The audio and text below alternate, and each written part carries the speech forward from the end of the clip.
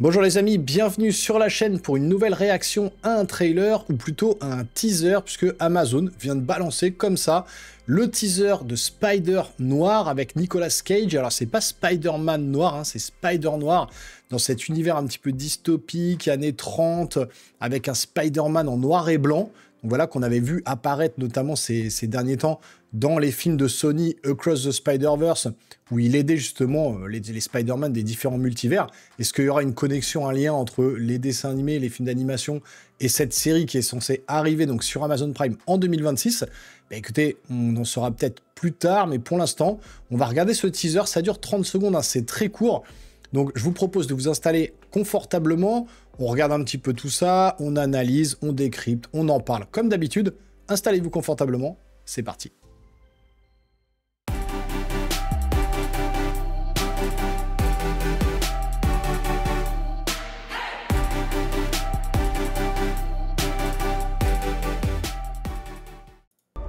Allez, c'est parti. Donc, Amazon Upfront. Petite araignée, ok. Pas mal, là. Ok, on a Nick Cage. Ouh. Ok, c'est bien fait, ça. Petite scène de combat. Ok, la petite... il allume ses lunettes en blanc, là. C'est pas mal. Coming 2026. Ok. Ouais, je vous avais dit, c'est très très court. Hein. C'est très très court. Ce que je vous propose, c'est qu'on se le remate peut-être une deuxième fois. Allez, on se le remate. Out there. The city's a mess. The people could use a hero. J'aime bien ce petit move-là. I hope they find someone. Ouais, c'est pas mal. C'est pas mal, ça me hype plutôt bien. Hein. Ça me hype plutôt bien. Vous me direz, vous, dans les commentaires, ce que vous en pensez. Mais ouais, c'est plutôt cool. Donc là, on voit vraiment hein, le côté...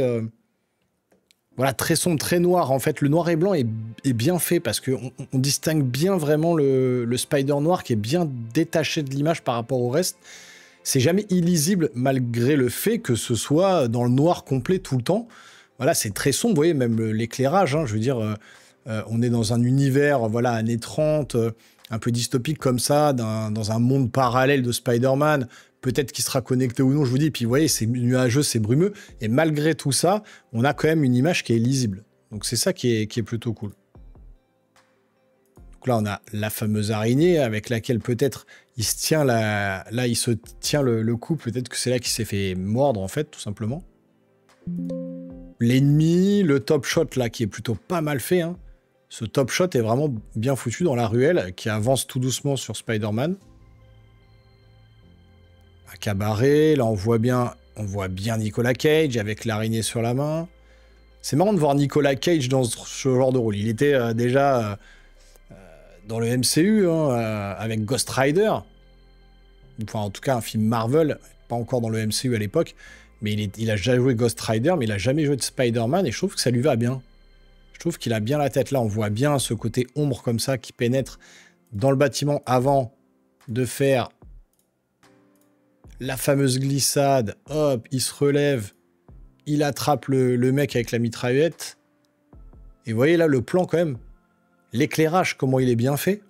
Je trouve que la photographie, le découpage, la contre-plongée, pour vraiment être en dessous un petit peu comme ça, pour voir l'action du dessous, avec Nicolas Cage. Alors évidemment, pour les scènes d'action, ce sera facile, comme il a un masque. Bon, au moins, il se pourra laisser la place à un cascadeur pour faire toutes ces scènes-là.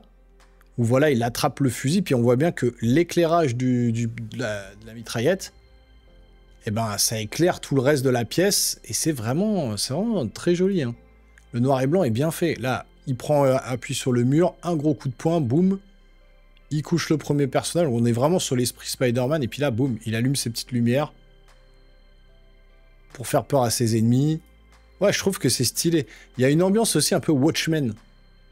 Sin City, mais aussi Watchmen, hein, avec Rorschach, là, vous voyez un petit peu l'idée. C'est plutôt pas mal, ouais. C'est plutôt pas mal. Bah écoutez, vous me direz dans les commentaires ce que vous pensez de ce petit teaser de 30 secondes. Est-ce que voilà, Nick Cage dans ce rôle-là, ça vous inspire ou non? En tout cas, moi, je suis plutôt hypé. Ça a l'air plutôt pas mal. On va attendre un vrai trailer pour pouvoir juger, et puis surtout la série en entier pour pouvoir juger. Bon, en tout cas, j'espère que cette vidéo vous a plu. Si c'est le cas, n'hésitez pas à vous abonner, activer la petite cloche et lâcher un gros pouce en l'air. Blindé de commentaires. Et puis nous, les geeks, on se revoit très bientôt sur une prochaine vidéo. Portez-vous bien surtout. Ciao, ciao.